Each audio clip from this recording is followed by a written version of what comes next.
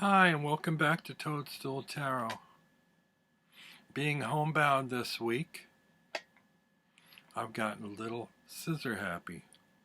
I've started trimming decks, and some that I put aside for lack of interest, I've re-examined to see if trimming might rekindle my interest.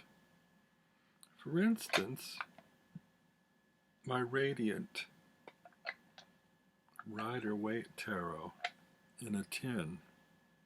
I love tarots in a tin, and these are small to begin with, so when you trim them they're even smaller.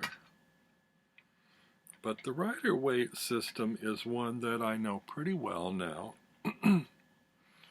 so I no longer have a particular need for those white borders or labels or copyrights.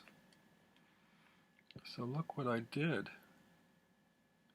I trimmed those off.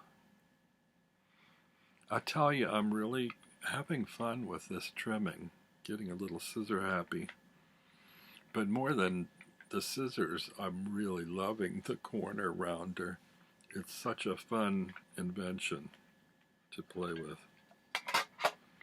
So I just thought I'd show you what these look like. They're particularly small now, and I don't mind small cards. Actually, I've grown to love them more as time goes on, and I'm liking larger cards less and less. One of the things about card collecting is they have to not only look right, they have to feel right in your hand when you shuffle them. And I have trouble, I have an easier time seeing large cards, but I have a hard time handling them. When the cardstock is thicker and the cards are too large for my hands to shuffle properly. And so when they're little like this, they're very pleasant to handle and shuffle. I don't know if this is quite the size of a mini deck yet, even with the trimming, but they're pretty small now. They're not in order, but I'll show you the backs. When you trim, you need to take the fronts and the backs into account. And this was a design that I thought would work even when trimmed. Some of the stars are chopped at the edge of the card, but the pattern is such that I don't think it hurts it any. So I just thought I'd show you some of these cards. I mean, you know the system, but look what they look like now as borderless cards in a small tin. And the Radiant is a particularly bright, festive coloring for this deck. I know the system well enough. I don't need those labels anymore. Did I say that already?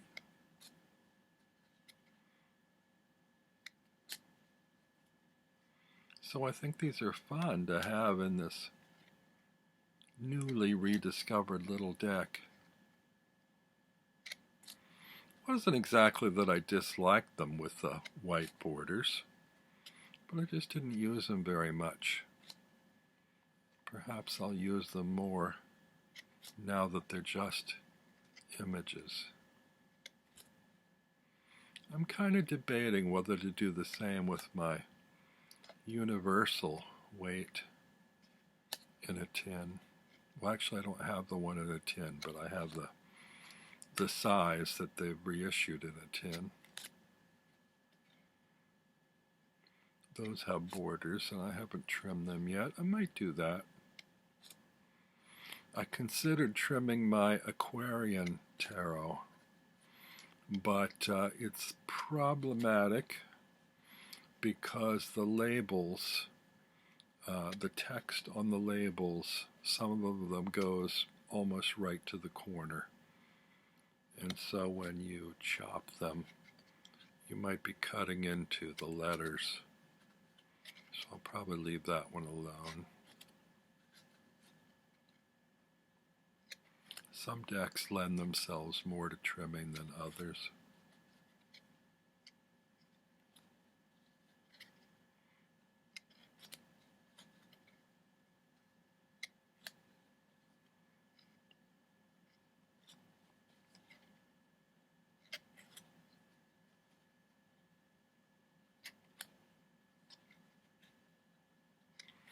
Now this one had not only white borders, but it had labels at the top and the bottom. I think it had the number designations at the top and the title designations at the bottom.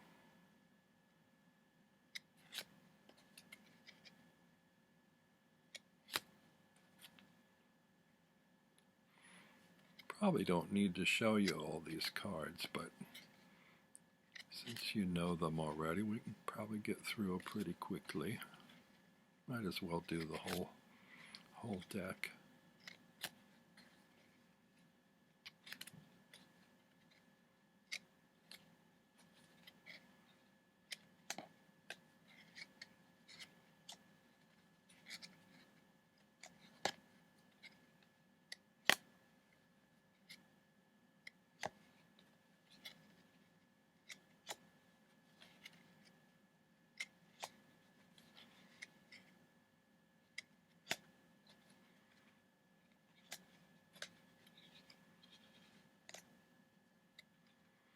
And I trimmed these with scissors, which is fairly easy to do if you got a decent pair of scissors and a reasonably steady hand and can work inside of a straight line.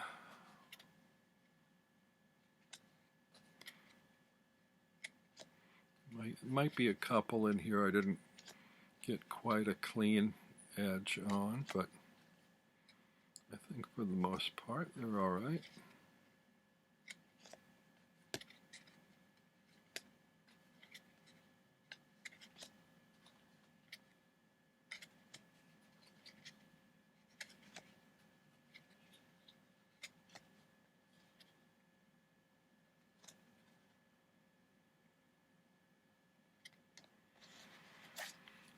So that is my freshly trimmed Radiant Rider-Waite Tarot in a tin.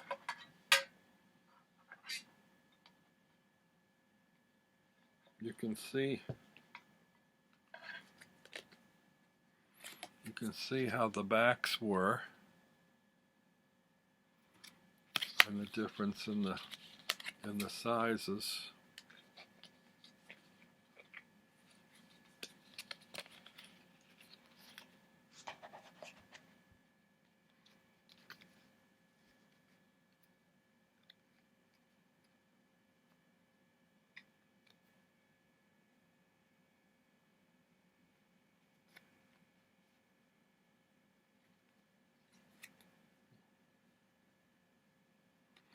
Well, this doesn't line up because the image size isn't the same as what a regular card was, but you can see how much got trimmed off.